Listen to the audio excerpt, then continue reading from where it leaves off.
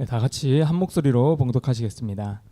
그날에 백성이 믹마스에서부터 아얄론에 이르기까지 블레셋 사람들을 쳤으므로 그들이 심히 피곤한지라. 백성이 이에 탈취한 물건에 달려가서 양과 소와 송아지들을 끌어다가 그것을 땅에서 잡아 피채 먹었더니 무리가 사울에게 전하여 이르되 보소서 백성이 고기를 피채 먹어 여호와께 범죄하였나이다.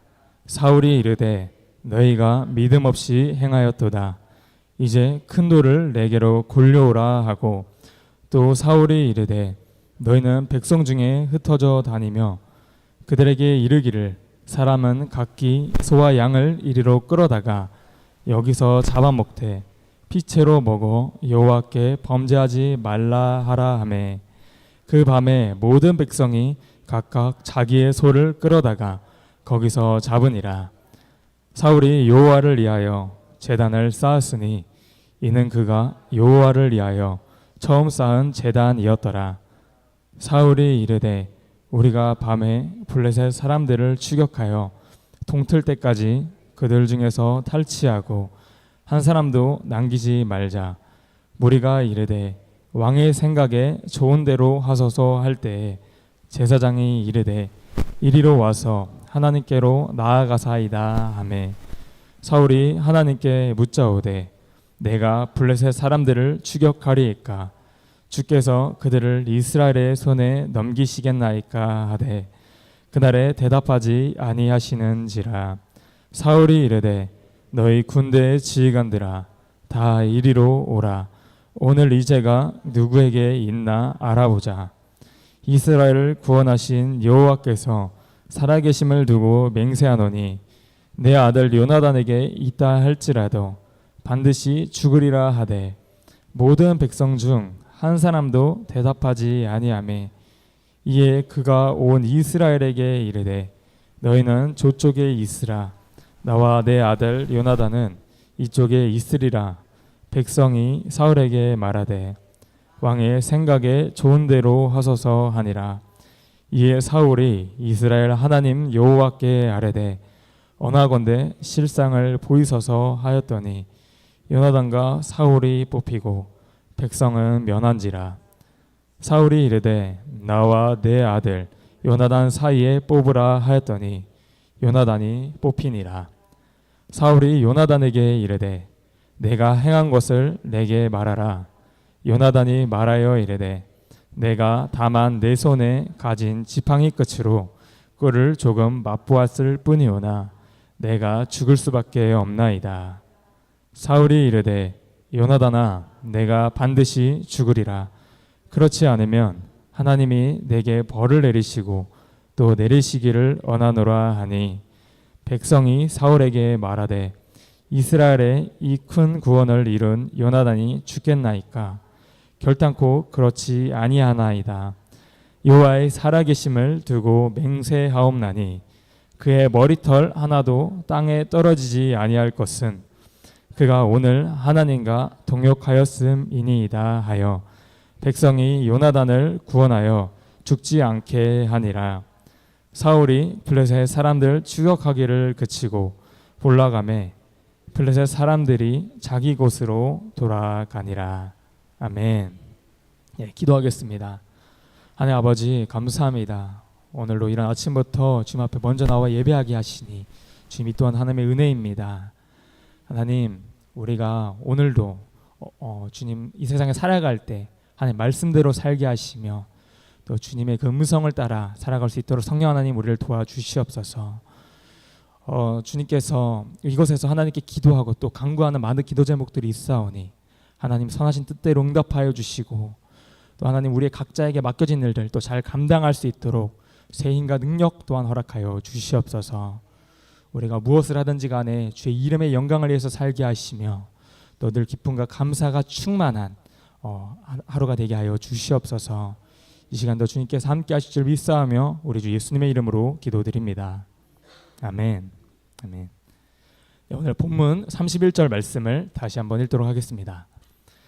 그날에 백성이 믹마스에서부터 아얄론에 이르기까지 블레셋 사람들을 쳤으므로 그들이 심히 피곤한지라.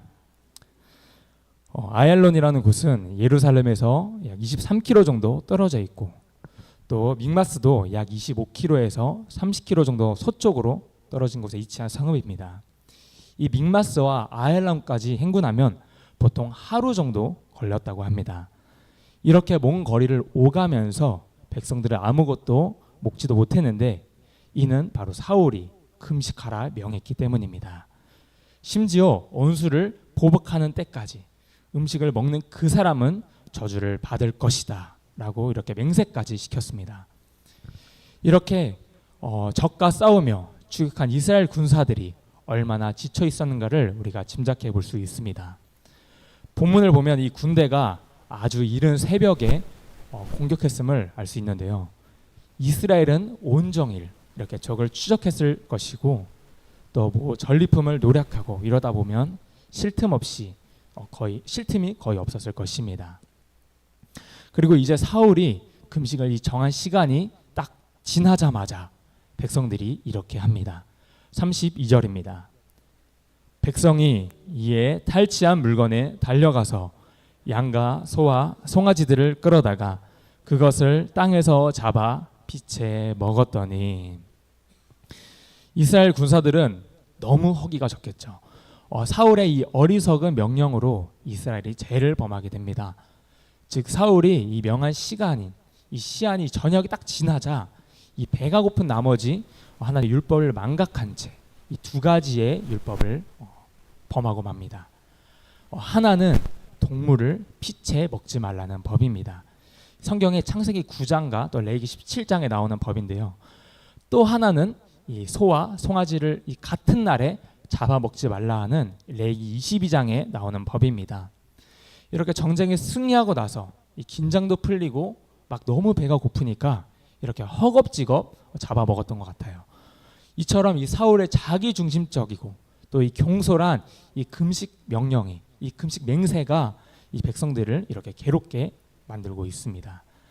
급기야 백성들로 하여금 율법을 범하는 결과를 가져오게 됩니다. 인간의 본성, 이성이라는 것이 이렇게 급하게 되면요, 이게 싹 없어집니다. 이 평안할 때는 정말 다 이성적인 것 같고 현명해 보이지만 이 배를 며칠만 굶어도 사람이 이렇게 되는 겁니다. 여기서 생각해 볼 것이, 사울이 만약 이때라도 이 자신의 잘못을 깨닫고 또 백성들을 위로했다면 어땠을까요? 또 하나님 앞에서 이렇게 율법을 어긴 거에 대해서 회개하면 얼마나 좋았을까요? 이런 아쉬움이 남습니다. 그런데 사울이 회개했다는 말은 어디 봐도 나오지 않습니다. 오히려 백성을 책망합니다. 그러니까 이 왕이라는 존재가 그렇습니다. 항상 이렇게 떠받기만 하지 자기 잘못은 잘 인정하지 못하는 겁니다. 왕은 잘못한 것을 시인할 수가 없다는 거죠. 사실 그런 게 어디 있습니까? 그렇게 되면 이 신하들이 힘들어지고 나라가 힘들어지고 또 결국 이 백성이 그 죗값을 고스란히 감당하게 되는 것입니다. 왜 이렇게 되었나요? 바로 그 사울의 헛된 맹세 때문에 그렇게 됐습니다. 이 사울의 그 맹세가 블레셋 사람들을 끝까지 추격하는데 실패하게 만들었고 또 백성을 더욱 피곤하게 했습니다. 그 결과 이 짐승을 피채 먹는 죄까지 짓게 만들었습니다. 본문 33절입니다. 무리가 사울에게 전하여 이르되 보소서 백성이 고기를 피채 먹어 여호와께 범죄하였나이다. 사울이 이르되 너희가 믿음 없이 행하였도다. 이제 큰 돌을 내게로 굴려오라 하고. 사울이 뭐라고 그럽니까? 너희가 믿음 없이 행하였도다. 오히려 백성들에게 하나님의 율법을 어겼음을 책망하고 있는 모습입니다. 그리고 큰 돌을 내게로 굴려오라. 돌 위에서 짐승을 잡아서 피는 땅에 쏟아버리고 고기만을 먹기 위한 그런 조치를 행했습니다. 이 모든 이유는 바로 율법에서 피는 생명으로 간주되었기 때문에 누구도 먹지 못하게 그렇게 되어 있었습니다. 신명기 12장에 그 이야기가 이렇게 쭉 나옵니다. 그러나 백성의 이러한 범죄는 결국 사울의 경솔한 이 금식 명령 때문에 초래된 것 아닙니까? 그게 없었으면 이런 허기짐이 없었을 테이고 또 없었을 것이고 또 죄를 짓지도 않았을 것입니다. 백성들이 소위 말해서 눈이 돌아갔습니다. 율법이고 나발이고 지금 그게 문제냐? 내가 지금 배고파 죽겠는데 이렇게 된 겁니다. 사울은 지금 예수님 당시에 바리새인들처럼 더 중요한 것들을 소홀히 하면서 어떤 외적인 형식을 준수하는 일에는 또 엄격한 그런 모순적인 모습을 보여줍니다. 그런데 이때에도 백성들은 왕의 명령을 따릅니다. 참 이걸 뭐라고 얘기해야 될까요? 제가 사람의 눈을 멀게 하는 그런 모습을 보입니다. 만일 사울이 이 백성들이 저지른 범죄가 자신이 저지른 죄로 말미암아 기인됐다는 것을 깨달았다면 아마 성경의 기록들과 또 사울의 삶이 많이 달라졌을 것입니다. 이처럼 자기는 자신을 돌아보지 못할 때가 있습니다. 죄로 이렇게 눈을 멀게 되면 영혼들은 탕자처럼 집을 나가게 됩니다. 아버지의 집에 들어오는 것이 더 힘들어지게 되는 것이죠. 여러분, 우리가 한 가지 일을 잘못한 것 때문에 점점 더 깊은 이 수렁에 빠지는 경험을 한 적이 있을 것입니다. 즉 이 사울의 어리석은 맹세는 아들 요나단을 저주 아래에 놓았을 뿐만 아니라 온 백성이 여호와께 죄를 범하게 만들었습니다. 이 사울이 초래한 그 결과는 갈수록 눈덩이처럼 이렇게 커지게 됩니다. 그러므로 우리는 무언가를 결정하게 될 때, 또 결정할 때 하나님의 뜻에 정말 부합하는지 우리가 신중하게 살펴봐야 된다는 것입니다. 또 이렇게 하나님의 말씀을 다시 한번 묵상해 보고 또 선한 것을 분별하는 지혜를 달라고 우리가 기도해야겠습니다. 계속해서 35절을 보겠습니다. 사울이 여호와를 위하여 제단을 35절입니다. 사울이 여호와를 위하여 제단을 쌓았으니 이는 그가 여호와를 위하여 처음 쌓은 제단이었더라. 사울이 여호와를 위하여 제단을 쌓습니다. 이렇게라도 무슨 좋은 일을 하는 것 같습니다. 근데 많은 사람들이 평가하기를 이 사울이 단을 쌓은 것에 대해서 백성들의 죄로 말미암아 어떤 속죄의 제사를 드리기 위해서가 아니라는 해석들을 많이 합니다. 즉 사울이 어떤 자신의 잘못을 깨닫지 못하고 또 백성을 책망한 것을 봤을 때 이 속죄제가 아닌 것 같다는 것입니다. 그럼 무엇이냐? 사울이 전쟁에서 승리하게 된 일로 말미암아 하나님께 제단을 쌓은 것으로 이해하는 경우가 많습니다. 어쨌든 여기 처음이라는 말은 사울이 율법의 규례를 쫓아서 제대로 제단을 쌓은 것은 이번이 처음이라는 것입니다. 이런 사실을 볼 때 사울이 여호와 율법을 완전히 떠나진 않았습니다. 적어도 외형적으로라도 율법을 준수하려고 했음을 우리가 볼 수 있습니다. 그러나 분명한 것은 온전한 마음으로 하나님을 섬긴 것이 아니라 형식적으로 섬겼다는 사실이 그 이후 행실을 통해서도 계속적으로 나타납니다. 이러한 사울의 형식적인 신앙은 결국 자신을 파멸로 몰고 가는 결과를 낳습니다. 계속해서 36절입니다. 사울이 이르되 36절입니다. 사울이 이르되 우리가 밤에 블레셋 사람들을 추격하여 동틀 때까지 그들 중에서 탈취하고 한 사람도 남기지 말자. 무리가 이르되 왕의 생각에 좋은 대로 하소서 할 때에 제사장이 이르되 이리로 와서 하나님께로 나아가사이다. 아멘. 아멘. 사울이 금식하라고 공포하는 바람에 이 블레셋 군대를 더 많이 진멸할 수 있었는데 그 기회를 놓쳐버렸습니다. 그게 이제 보니까 사울이 너무 아쉬운 것이죠. 그래서 이제 다시 이제 섬멸해야 되겠다. 또 백성들이 이제는 이 소와 양을 잡아먹고 기력을 회복했으니까 동료에서 이 블레셋 군대를 마저 추격하려 했습니다. 근데 이 가정이 사실은 하나님의 뜻에 어긋난 것이었습니다. 그때 이제 제사장이 나타나서 사울에게 하나님의 뜻을 우리가 먼저 물어본 후에 행하라고 권합니다. 사울이 하나님의 뜻을 묻지 않고 이렇게 전쟁을 하는 바람에 백성들을 공경에 빠뜨렸던 것을 염두에 두고 이렇게 권면했던 것으로 생각됩니다. 이 얘기를 보면 지금 사울이 너무 서둘고 있다는 것을 볼 수 있습니다. 사실 자기가 이긴 전쟁도 아니면서 자기 공을 앞세우려 하고 있습니다. 자기가 이 모든 전쟁을 승리한 것처럼 그렇게 만든 것처럼 독려하는 것이죠. 그런데 그때 이 제사장이 나타나서 하나님께 우리 먼저 나아갑시다 이렇게 얘기하는 것입니다.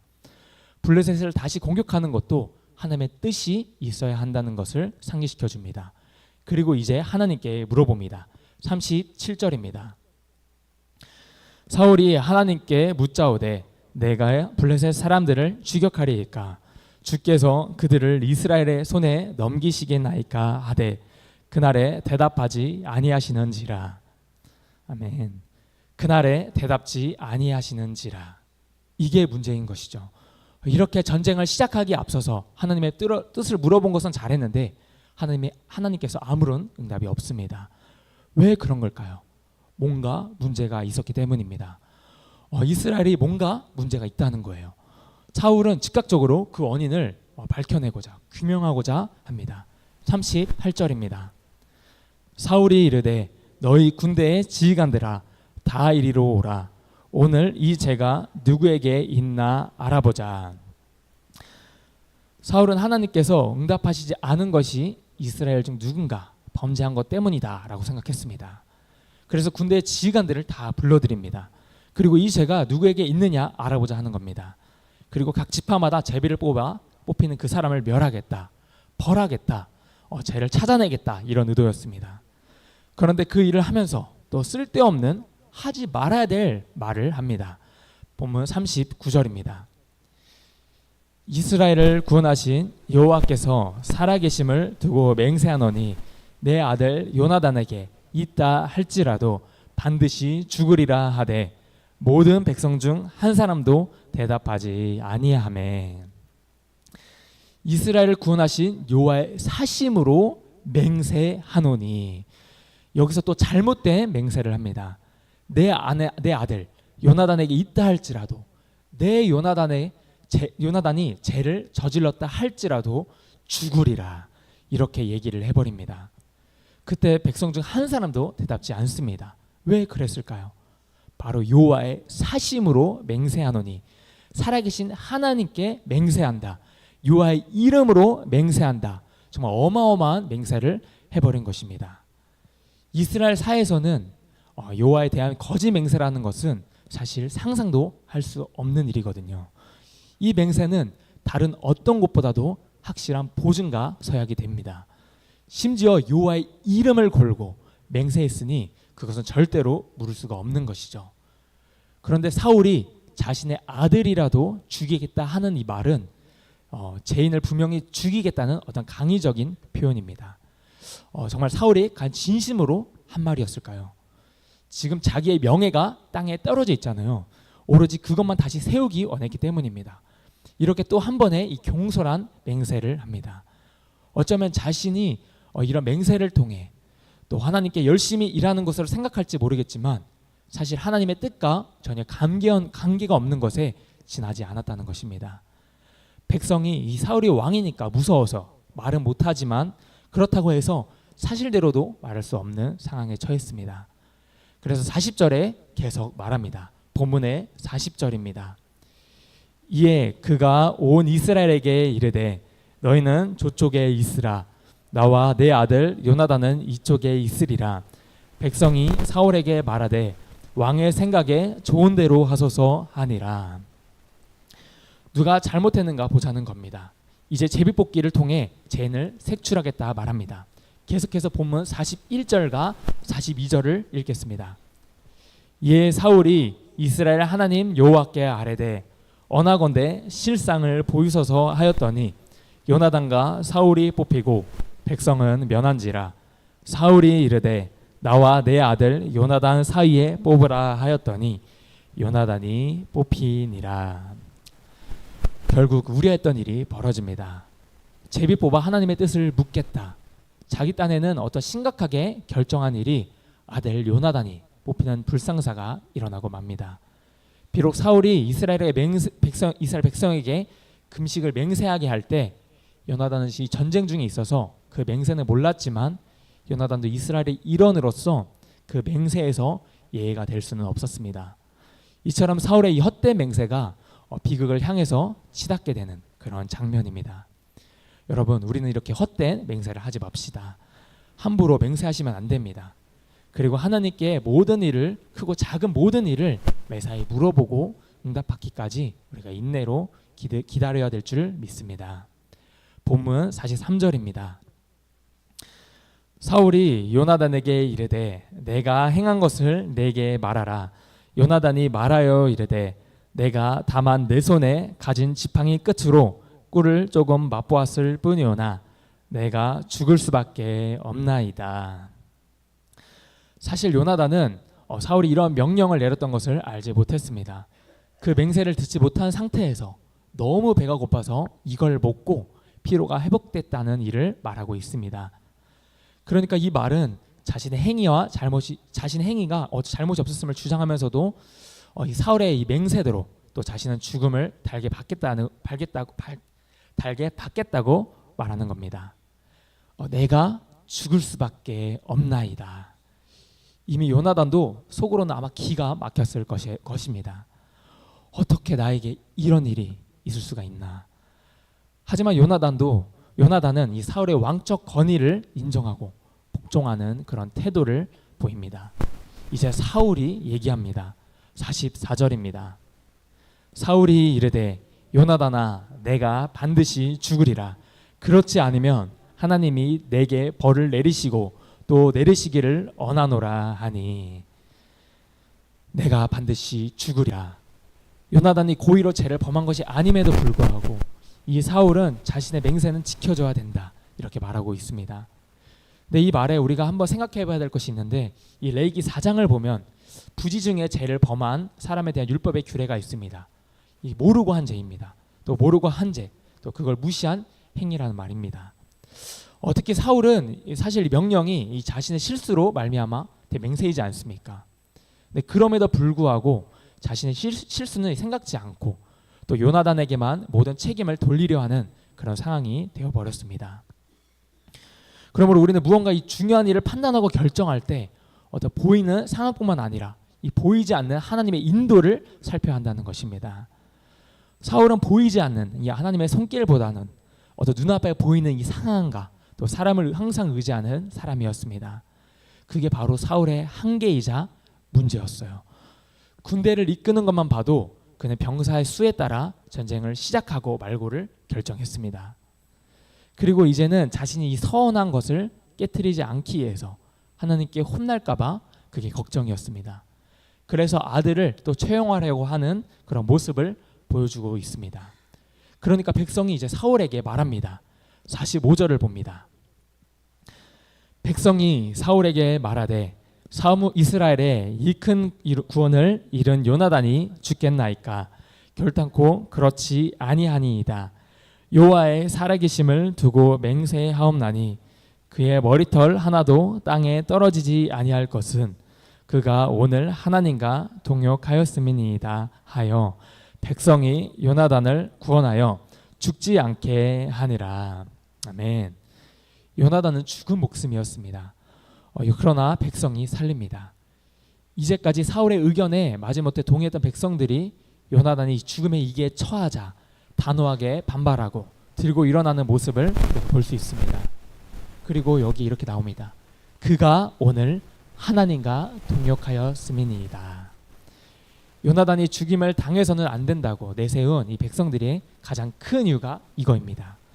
백성들은 이번 블레셋 전투의 승리가 하나님께서 요나단을 통하여 이루신 것을 정확하게 파악하고 있었습니다. 그래서 요나단을 정죄하는 것은 하나님께 대한 어떤 일종의 도전적인 행위로 간주한 것이었습니다. 사울 왕이 이것을 왜 못 봤을까? 정말 그게 안타깝습니다. 그래서 결국 이 백성들의 증인으로 말미암아 요나단의 생명을 보존하게 되었습니다.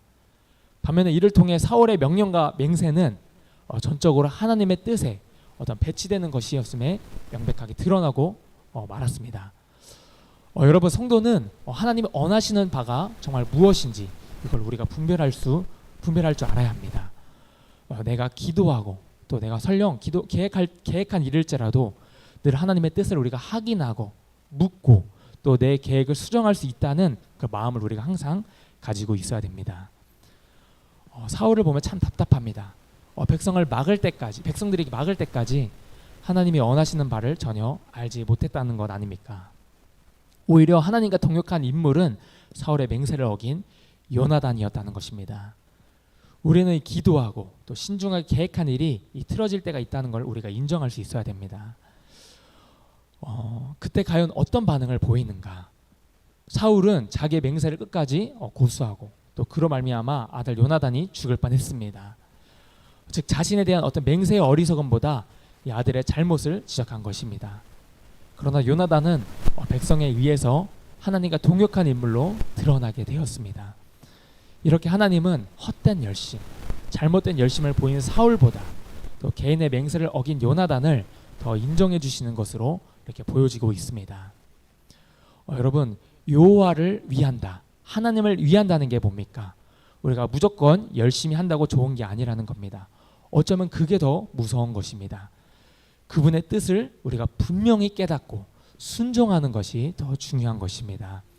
그래서 성경에 순종이 제사보다 낫다 이렇게 말하고 있습니다. 어떤 종교적인 틀에 묶여서 아무것도 우리가 못하느니 하나님의 뜻 안에서 우리가 자유롭게, 주 안에서 자유롭게 주님을 섬기고 주님이 쓰시는 도구가 되시기를 간절히 소망합니다. 그리고 마지막 46절 우리가 읽도록 하겠습니다. 사울이 블레셋 사람들 추격하기를 그치고 올라가매 블레셋 사람들이 자기 곳으로 돌아가니라. 아멘. 이제 블레셋 군의 추격을 재개하느냐 여부에 대해서 하나님의 뜻을 들었음에도 불구하고 아무런 응답이 없었던 이제 원인이 해소가 되었습니다. 사울은 누군가의 죄인지를 찾아가지고 이 죄를 찾긴 했지만 또 백성들이 요나단을 지지하는 바람에 이렇게 다 흐지부지 되었습니다. 그러니까 이제 어떻게 돼요? 그건 그거고 이제 블레셋 군을 추격해서 섬멸해야 됐던 상황이 아니었습니까? 근데 전쟁이 아직 다 끝난 게 아니잖아요. 그런데 이제 이 자리에서 사울이 추격을 그냥 단념한 채 돌아서는 모습을 보입니다. 자신의 명령이 얼마나 무모하였다는 것입니다. 자신의 그 맹세가 경솔했다는 것이 결과로 드러나자 얼마나 충격을 받았겠습니까? 이런 행동들이 결국 다 나중에 비극을 초래하는 원인이 됩니다. 이번 기회에 안전히 섬멸해야 했었는데 그래야지 그들이 이제 블레셋 군들이 본토로 들어가서 다시금 이렇게 공격을 하지 못하게 만들어야 했습니다. 그런데 이렇게 그러지 못하니까 이제 또 나중에 블레셋 군대들이 세력을 확장할 수 있게 힘을 주는 계기가 되어버렸습니다. 그래서 이들이 결국 이스라엘을 나중에 다시 침공을 합니다. 사무엘상 28장에 그 이야기가 나옵니다. 그래서 그 전쟁에서 그만 사울과 요나단이 전사하고 맙니다. 그들이 이스라엘의 기회를 잡지 못하게 한 것입니다. 승리의 길을 한번 놓치니까 이렇게 나중에 장래에 큰 불행을 초래하게 되었습니다. 사울이 하는 행동을 이 포커스를 맞춰보면 이 맹세는 아무 의미가 없는 맹세가 되어버렸습니다. 우리가 보통 서원을 할 때 언젠가를 이렇게 돌이켜보면 우리가 보통 어려움을 당할 때 또 우리가 어떤 질병이나 또 심각한 위기에 닥쳤을 때 이렇게 서원을 할 때가 있습니다. 하나님이 저를 이렇게 저렇게 도와주시면 제가 무엇을 하겠습니다. 제가 어떻게 하겠습니다. 이런 식으로 서원을 할 때가 있습니다. 그러나 이렇게 뜻없이 한 맹세도 또 이렇게 한 맹세 서원은 하나님이 들으신다는 것을 우리가 잊지 말아야 한다는 것입니다. 함부로 경홀히 하나님 앞에서 말하지 말라는 것입니다. 단순히 그 상황, 그 위기 상황을 모면하기 위해서 그리고 이렇게 맹세하는 것을 조심해야 되고 또 맹세하는 것은 반드시 지켜야 된다 하는 것도 우리가 잊지 말아야 하는 것입니다. 우리가 하나님 앞에 이 맹세한 것은 이렇게 서원한 것은 반드시 지켜야 된다는 것을 우리가 잊으시면 안 됩니다. 사람들은 내가 급하고 또 정신없이 그냥 한 말이라고 말합니다. 그러나 하나님 앞에서는 아무런 의미가 없습니다. 하나님은 다 듣고 다 기억하십니다. 하나님의 뜻은 반드시 이루어져야 한다는 것을 잊지 마시기 바랍니다. 오늘 성경에서 말해주는 이야기가 그런 이야기입니다. 사울이 어려운 일을 당할 때는 실망하고 또 조금 일이 잘못되면 헛된 맹세를 하고 이로 말미암아 하나님 앞에서 범죄하는 그런 실수를 하게 됩니다. 정말 큰일을 당할 뻔한 이야기가 오늘 나옵니다. 그러나 백성들이 깨어 있어서 이 구원을 이룬 사건을 우리가 보았습니다. 요나단은 이로 말미암아 죽음을 면하게 됩니다. 여러분, 우리는 정말 깨어 있어야 됩니다. 분별해야 되겠습니다. 그리고 함부로 하나님 앞에 맹세하지 말아야 되겠습니다. 하나님은 다 들으십니다. 지금 마태복음 5장 마태복음 5장 33절, 37절 말씀을 하나 읽어드리고 말씀을 마치도록 하겠습니다. 마태복음 5장 33절과 37절 말씀입니다. 제가 읽어드리겠습니다. 또 옛 사람에게 말한 바 헛 맹세를 하지 말고 내 맹세한 것을 주께 지키라 하였다는 것을 너희가 들었으나 나는 너희에게 이르노니 도무지 맹세하지 말지니 하늘로도 하지 말라 이는 하나님의 보좌임이요 땅으로도 하지 말라 이는 하나님의 발등상임이요 예루살렘으로도 하지 말라 이는 큰 임금의 성임이요 내 머리로도 하지 말라 이는 내가 한터럭도 희고 검게 할 수 없음이라 오직 너희 말은 옳다 옳다 아니라 아니라 하라 이에서 지나는 것은 악으로부터 나느니라. 아멘. 기도하겠습니다.